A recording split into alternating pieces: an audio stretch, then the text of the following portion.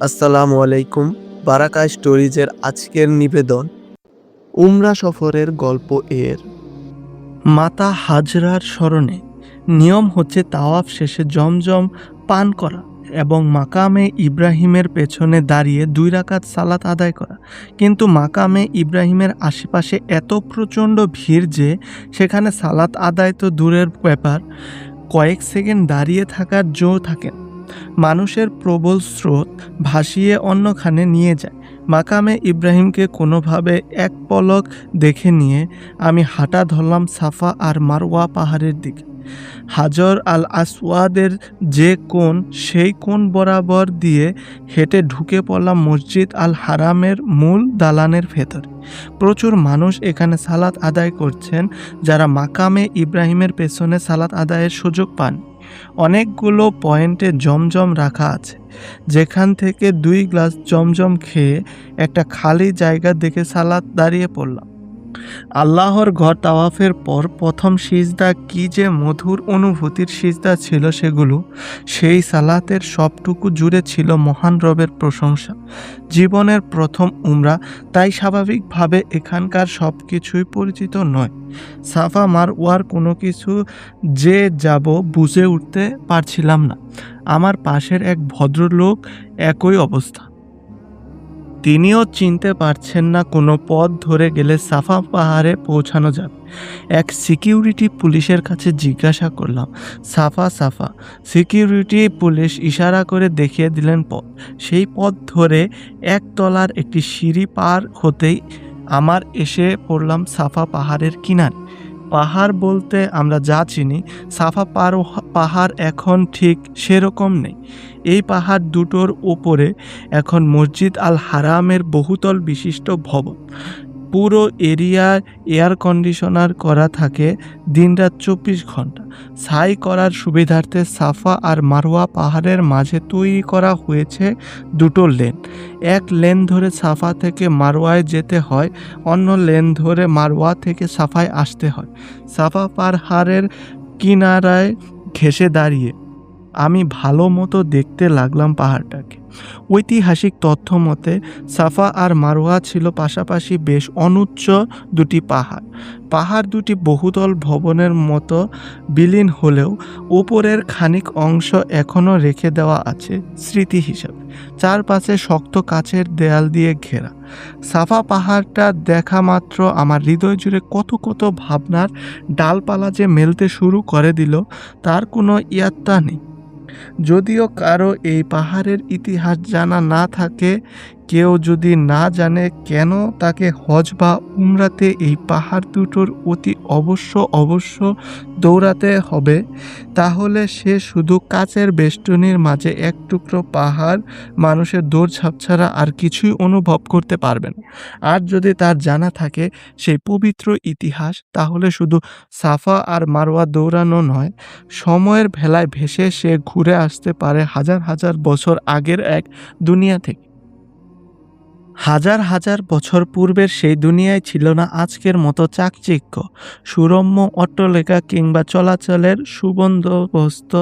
সভ্যতা বিকাশের এমনই প্রাথমিক এক সময়ে প্রিয় হাবিব ইব্রাহিম আলাইহিওয়াসাল্লামকে আল্লাহ সুবহানাহু ওয়া তাআলা একটি আদেশ করলেন। জীবনের অনেকগুলো বসন্ত নিঃসন্তান কাটিয়ে দেওয়ার পর যখন নবী ইব্রাহিম আলাইহিওয়াসাল্লাম আর মাতা হাজরা আলাইহিওয়াসাল্লামের কোল জুড়ে একটি ফুটফুটে পুত্র সন্তান এলো, আল্লাহ আদেশ করলেন স্ত্রী এবং সন্তানকে মক্কার মরু উপত্যকায় রেখে আসতে। আল্লাহর দেওয়া পরীক্ষা বারবারই উত্তীর্ণ ছিলেন নবী ইব্রাহিম। তিনি মাতা হাজেরা আর সন্তান ইসমাইলকে নিয়ে সুদূর মিশর থেকে চলে এলেন বিজন মক্কায়। মক্কা তখন কেবলই একটা পাথুরে উপত্যকা, এখানে ওখানে উঁচু নিচু পাহাড়। কোনো জনমানবের চিহ্ন কোথাও নেই, না আছে থাকার কোনো বন্দোবস্ত আর না আছে খাবারের কোনো সংস্থান। এই জমানবিহীন এলাকা উপত্যকায় থাকা আর খাওয়ার কোনো রকম বন্দোবস্ত ব্যতীতই নবী ইব্রাহিম আলাইহিওয়াসাল্লামকে রেখে যেতে হবে স্ত্রী আর সন্তান। আল্লাহ আদেশ তো শিরোধার্য। এই বিজন প্রান্তরে মাতা হাজরা আলাইহিওয়াসাল্লাম একলা থাকবেন একটা কোলের সন্তান নিয়ে, যেদিকে দু চোখ যায় শুধু ধুধু রুক্ষ মরুভূমি। তীব্র গরমে গা ঝলসে যায়। কোথাও কোনো ছায়া নেই, পাখির কুজন নেই, ফল ফলাদির গাছ নেই। এমন রুক্ষ কঠিন পাহাড়ি উপত্যকায় মৃত্যুপুরীর মতো ভয়ঙ্কর যার নির্জনতা, এখানেই স্ত্রী আর সন্তানকে ছেড়ে নিজের পথ ধরলেন আল্লাহর নবী ইব্রাহিম। মাতা হাজরার বুকের ভেতরে তখন যে ভাঙনের জোয়ার শুরু হয়েছিল তা কল্পনা করতে গেলেই গা হিম হয়ে আসে। ছুটে গিয়ে তিনি ইব্রাহিম আলাইহিওয়াসাল্লামের পথ আটকে দাঁড়ালেন না। তিনি শুধু জিজ্ঞাসা করলেন, আপনি যে আমাদেরকে এখানে রেখে যাচ্ছেন, এটা কি আল্লাহর পক্ষ থেকে নির্দেশ? জবাবে ইব্রাহিম আলাইহিওয়াসাল্লাম বললেন, হ্যাঁ, আল্লাহ সুবহানাহু ওয়া তাআলা আমাকে এমনটাই নির্দেশ দিয়েছেন। নির্দেশনাটা আল্লাহর পক্ষ থেকে আসা। শুধু এটুকু স্বীকারোক্তি, এটুকু জবানবন্দি যথেষ্ট ছিল হাজরা আলাইহিওয়াসাল্লামের বুকের দহন থেকে যাওয়ার। তিনি তো জানতেন তার রব কখনোই তাকে ছেড়ে যাবেন না। হয়তো এই মরু উপত্যকায় কোনো জনমানব নেই, কি খাবেন, কোথায় থাকবেন কিছুই জানেন না, কিন্তু এটুকু তিনি নিশ্চিত জানতেন যে আসমানে একজন রব আছেন যিনি সর্বক্ষণ বান্দার সাথে থাকেন, যিনি ঘাড়ের শিরার চাইতেও বান্দার অধিক নিকটবর্তী। সেদিন সেই জনমানব শূন্য মক্কার মরু উপত্যকায় দাঁড়িয়ে প্রিয়তম স্বামীর বিদায় লগ্নে তিনি শুধু বলেছিলেন, এটা যদি আমার রবের নির্দেশনা হয় তাহলে তিনি নিশ্চয়ই তার রহমত থেকে আমাকে বঞ্চিত করবেন না। নিজের পথ ধরলেন আল্লাহর নবী ইব্রাহিম আলাইহিওয়াসাল্লাম। পেছনে একা একলা জনপদে রেখে গেলেন প্রিয়তমা স্ত্রী আর বহু বছর বাদে কোলে আলো করে আসা একজন সন্তানকে। খুব যৎসামান্য খাবার সাথে ছিল তাদের। দ্রুতই ফুরিয়ে আসে একমাত্র সম্বল হিসাবে বয়ে আনা খাবারটুকু। প্রখর রৌদ্রতাপ, মরুভূমির লু হওয়ায় ঝাপটায় এক সময় পিপাসার্ত হয়ে পড়ে ছোট্ট শিশু ইসমাইল। কিন্তু সাথে থাকা পানির মশক যে একদম খালি। হাজরা আলাইহিওয়াসাল্লাম পানি কোথায় পাবেন, কি দিয়ে নিবারণ করবেন প্রাণাধিক প্রিয় সন্তানের তৃষ্ণা? হয়তো এখানে কোনো জনবসতি নেই, কোনো গাছ নেই, তারুলতা আর বৃক্ষ নেই, কিন্তু আল্লাহর জমিনে কোথাও পানি তো অন্তত থাকবে। সেই আশ্বাস ভরে উঠে মাতা হাজরার অন্তর। তিনি ভাবলেন, পাহাড়ের কোথাও হয়তো মিলতে পারে কোনো ছোটোখাটো স্বচ্ছ পানির ঝর্ণা, অথবা কি জানে, হয়তো মিলে যেতে পারে কোনো সুমিষ্ট পানির কূপ যা এতদিন অন্তরালেই ছিল। সম্মুখে তাকিয়ে তিনি দেখলেন অদূরেই পাশাপাশি দুটি অনুচ্চ পাহাড়। এদিকে তৃষ্ণায় যেন ফেটে চৌচির হতে চলল শিশু ইসমাইলের বুক। কাতর এবং শুকনো গলায় ইসমাইল অনবরত পানি চেয়ে যায় মায়ের কাছে। সন্তানের আহাজারিতে ভয় পেয়ে যান মমতাময়ী মা। মরু উপত্যকায় আসন্ন বিপদের বার্তা টের পেয়ে মাতা হাজরার অন্তরে যেন বেজে উঠল এক ভয়ের বাঁশি। আর একটা মুহূর্তও তিনি অপচয় করলেন না। এক ভো দৌড়ে তিনি উঠে গেলেন নিকটে থাকা অনুচ্চ পাহাড়টায়। এদিকে যান, ওদিকে যান, ওপাশে যান, তাকান, এপাশে তাকান, কিন্তু হায়, এই পাথুরে পাহাড়ের কোথাও পানির লেশ মাত্র পাওয়া গেল না। তিনি আবার ছুটেন, দৌড়ে উঠেন যান অন্য অনুচ্চ পাহাড়টায়। সেখানেও হন্যে হয়ে খুঁজতে থাকেন পানি, যা দিয়ে তৃষ্ণা মানিকের পিপাসা মেটাবে। এত পাগল পাড়া হয়ে খুঁজলেন পাহাড়ের এ প্রান্ত থেকে ও প্রান্ত, এ মাথা থেকে ও মাথা, কিন্তু এক ফোঁটা পানির সন্ধান কোথাও মিলল না। ভয়ার আতঙ্কের অতি শয্যা যেন দুমড়ে মুচড়ে যাচ্ছে মাতা হাজরার। চোখের জলে তার বুক ভেসে যায়। কি দিয়ে তৃষ্ণার্ত সন্তানের পিপাসা মেটাবেন তিনি?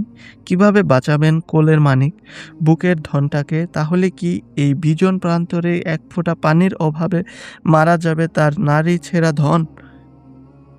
অসহায় মাতা হাজরা পানির সন্ধানে প্রথমে যে পাহাড়টায় উঠেছিলেন সেটার নাম ছিল সাফা। দ্বিতীয়বার যে পাহাড়ে তিনি উঠেছিলেন সেটার পাহাড়ের নাম ছিল মারওয়া। সন্তানের তৃষ্ণা নিবারণের জন্য পানির সন্ধান করতে মোট 7 বার তিনি এই পাহাড় দুটোয় ছুটাছুটি করেছিলেন সেদিন। সাফা থেকে মারওয়া, মারওয়া থেকে সাফা, আবার মারওয়া, সেখান থেকে পুনরায় সাফা। তৃষ্ণায় প্রাণ ওষ্ঠাগত ছিল সেদিন শিশু ইসমাইলের। এদিকে মাতা হাজরাও জোগাড় করতে পারলেন না এক ফোঁটা পানি। সমস্ত চেষ্টা, সমস্ত দৌড়ঝাঁপ শেষে ক্লান্ত শরীর আর ব্যর্থ মনোরথে যখন তিনি ইসমাইলের নিকট আসেন, তিনি দেখলেন শিশু ইসমাইল খুব নিকটে একটি অতি স্বচ্ছ পানির ধারা প্রবাহিত হচ্ছে। এত তড়িৎ, এত দ্রুত তার বেগ ছিল যে যেন গোটা দুনিয়া এই পানির জোয়ারে ভেসে যাবে। কল্পনারও একটা সীমানা থাকে, কিন্তু মাতা হাজরা আলাইহিওয়াসাল্লামের চোখের সামনে যা দেখছেন তা তো কল্পনাও আঁকা যায় না। এই রুক্ষ মরু উপত্যকায়, শুষ্ক কঠিন পাথুরে পাহাড়ের দেশে, যেখানে এত খুঁজলেও তিনি এক ফোঁটা পানির জোগাড় করতে পারলেন না, সেখানে কিনা তার সামনে উদ্ভাসিত হয়েছে এক আবরিত পানির উৎস, যে মহান রবের উপর ভরসা করেছিলেন, যার দয়ার ভিখারি হয়ে তিনি সেদিন গ্রহণ করেছিলেন এক সংকটাপন্ন জীবন। সেই রব মাতা হাজরাকে দান করেছিলেন নিরবিচ্ছিন্ন ভরসার পুরস্কার। জমজমের পানিতে সেদিন শিশু ইসমাইলের পান তো বাঁচলই, পরবর্তীতে এই কূপকে কেন্দ্র করেই গড়ে উঠেছিল সভ্যতার নতুন গতিপথ। আর তৃষ্ণার্ত সন্তানকে প্রাণে বাঁচাতে সেদিন সাফা থেকে মারওয়া, মারওয়া থেকে সাফার যে প্রাণান্তকর চেষ্টা চালিয়েছিলেন মহিয়সী নারী মাতা হাজরা আলাইহিওয়াসাল্লাম, আল্লাহ সুবহানাহু তাআলা সেটাকে দান করলেন যুগ যুগান্তরের সম্মাননা। জমজম দান করে তিনি শুধু শিশু ইসমাইলের প্রাণই বাঁচাননি, ভয়ার্থ বুক আর কম্পমান হৃদয় নিয়ে মাতা হাজরা সেদিনের সেই দৌড়কে পরবর্তীকালে সকল হাজিদের জন্য অবশ্য পালনীয় বিধান বানিয়ে দিলেন। আল্লাহর উপর তাওয়াক্কুলের কি অনিন্দ্য সুন্দর পুরস্কার! সাফা পর্বতে এসে দেখিনি সাইনবোর্ডে বড় বড় হরফে লেখা সাফা স্টার্টস হিয়ার, কিন্তু এটা তো কেবল সাফা পর্বতের সূচনা বিন্দু নয়, ইসলামের শুরু তো এখান থেকে। হাজার হাজার বছর আগে একদিন এই পর্বত থেকে দৌড় শুরু করেছিলেন মাতা হাজরা। সেই যে শুরু হয়েছিল যাত্রা, তারপর কত কাল, কত যুগ, কত সহস্র শতাব্দী পেরিয়ে গেল। সেই যাত্রা সেই একই উদ্যম আর গতিতে আজও চলমান। ইসলামের শুরুর দিকে আল্লাহ রাসূল সাল্লাল্লাহু আলাইহি ওয়াসাল্লাম গোপনেই মানুষজনকে দাওয়াত দিতেন, গোপনেই সালাত আদায় করতেন। তারপর সূরা আল হিজরের এই আয়াত যখন নাজেল হলো, অতএব যে বিষয়ে আপনাকে হুকুম দেওয়া হয়েছে তা প্রকাশ্যে প্রচার করুন আর মুশরিকদের থেকে আপনার মুখ ফিরিয়ে নিন, তখন নবীজি সাল্লাল্লাহু আলাইহি ওয়াসাল্লাম প্রকাশ্যে আল্লাহর দ্বীনের দাওয়াত প্রচারের উদ্দেশ্যে বেরিয়ে পড়লেন। সেদিন তিনি যে পর্বতে উঠে প্রথম প্রকাশ্যে দাওয়াতের সূচনা করেছিলেন, সেদিন যে পর্বতের উপর দাঁড়িয়ে তিনি নাম ধরে ধরে ডেকেছিলেন গোত্রগুলোকে, হে কুরাইশ, হে বনু আব্দুল শামস, হে বনু আব্দুল মুত্তালিব, হে বনু আব্দে মানাফ, সেটা ছিল এই সাফা পর্বত। ইসলামের প্রথম যে পাঠশালা, সেখানে প্রথম দিনকার সাহাবারা ইসলাম সম্পর্কে জ্ঞান লাভ করতেন। সেখানে আল্লাহর রাসূল সাল্লাল্লাহু আলাইহি ওয়াসাল্লাম সাহাবাদের হাতে কলমে শেখাতেন ইসলামের বিধান। সেই দার আল আকরাম ছিল এই সাফা পর্বতের কোলে। প্রকাশ্যে দাওয়াতের আদেশ পাওয়া মাত্র একদিন নবীজি সাল্লাল্লাহু আলাইহি ওয়াসাল্লাম ছুটে এসেছিলেন এই সাফা পর্বতে।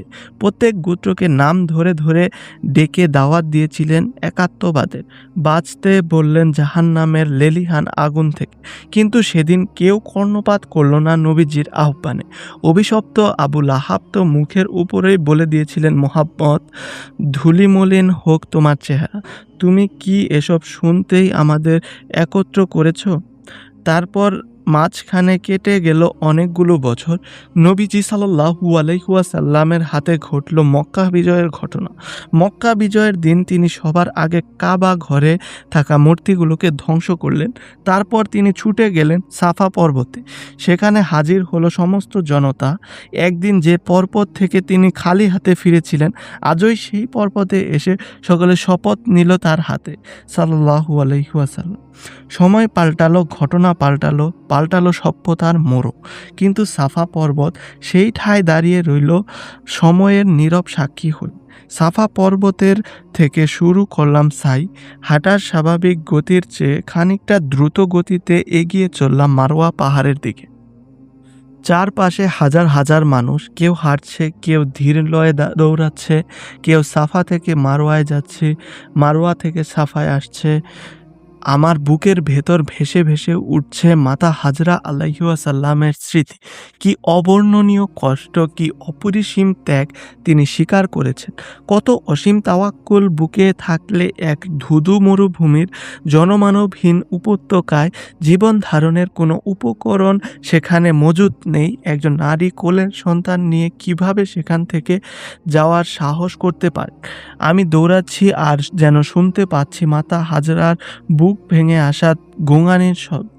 সন্তানের পিপাসা মেটাতে এক চুমুক পানির খোঁজে যখন কোথাও মিলল না, যখন নির্জন পাথুরে পাহাড়ের কোলে তিনি দেখতে পাচ্ছিলেন এগিয়ে আসা সন্তানের মৃত্যু দৃশ্য, তার দু চোখ বেয়ে তখন যে শ্রাবণের ধারা নেমেছিল, সেই কান্নার শব্দ যেন এখনো কানে বেজে চলেছে আমার। আমি দৌড়াই আর মাতা হাজরার কথা ভাবি, আমার বুক ভারী হয়ে আছে। এভাবে হাজার হাজার বছর আগে একদিন আমার মাতা হাজরাও এই পাহাড় দুটোয় ছুটোছুটি করেছিলেন। আমার মাথার উপরে কারুকার্য খচিত ছাদ, গায়ে লাগছে ঠান্ডা শীতল হাওয়া, যেখানে ইচ্ছে বসে বা দাঁড়িয়ে আমি পান করতে পারছি জমজম। কিন্তু মাতা হাজরা, আহা সেই রুক্ষ কঠিন পাহাড়, মরুভূমির লু হাওয়া, জনমানবহীন প্রান্তর আর পিপাসায় পান উষ্ঠাগত সন্তানের করুণ মুখ। কি দুঃসহ বেদনায় ভার নিয়ে সেদিন এই পাহাড় দুটোয় উঠেছিলেন তিনি। আল্লাহর কাছে মাতা হাজরা আলাইহিওয়াসাল্লামের জন্য দোয়া করলাম ইব্রাহিম আলাইহিওয়াসাল্লাম, ইসমাইল আলাইহিওয়াসাল্লাম এবং তাদের বংশধরদের জন্য। আমাদের রাসূল সাল্লাল্লাহু আলাইহিওয়াসাল্লামের তরেও নিবেদন করলাম গুচ্ছ গুচ্ছ দরুদময় ভালোবাসা। এই পথ ধরেই আল্লাহর নবী ইব্রাহিম আলাইহিওয়াসাল্লাম থেকে শুরু করে সকল নবী রাসূলগণ হেঁটে গিয়েছেন। আল্লাহর কাছে মিনতি করে চাইলাম, ইয়া রব, যে কল্যাণ নবী ইব্রাহিম, নবী ইসমাইল, নবী ইসহাক, ইয়াকুব, ইউসুফ, নবী মুসা, ঈসা এবং মুহাম্মদ সাল্লাল্লাহু আলাইহিওয়াসাল্লাম আপনার কাছে চেয়েছেন, সেই কল্যাণ আমার জন্য আপনি বরাদ্দ করুন। তাদের আমলগুলো আপনি যেভাবে কবুল করেছেন, আমার আমলগুলোকেও আপনি সেভাবে কবুল করুন। তাদের বক্ষকে যেভাবে প্রশস্ত করেছেন, আমার বক্ষকেও সেভাবে প্রশস্ত করুন। চতুর্থ সাই শেষ করে মারওয়া পাহাড় থেকে নামছি, ঠিক এমন সময় মসজিদ আল হারামের মাইক থেকে ভেসে এলো ফজরের আজান।